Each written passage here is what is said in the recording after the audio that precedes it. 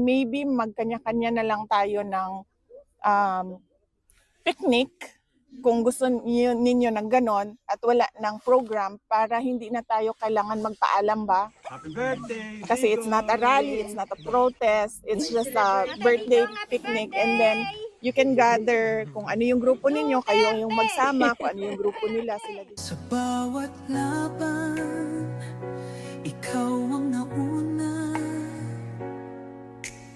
Tinig mo'y sigaw ng masa.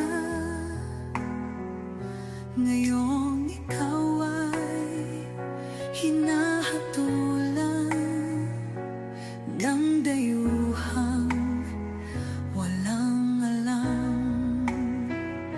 Sino pa ang nagmalasakit? Siya ngayon'y pinapahirap.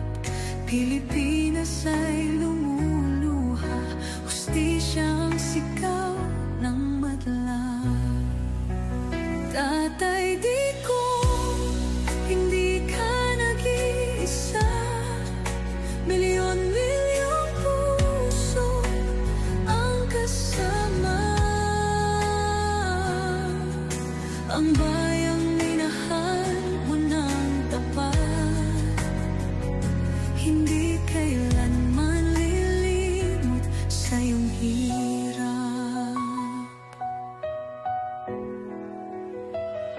Ilang taon mong isinakripisyo, kapayapaan, kaunlaran para sa Pilipino.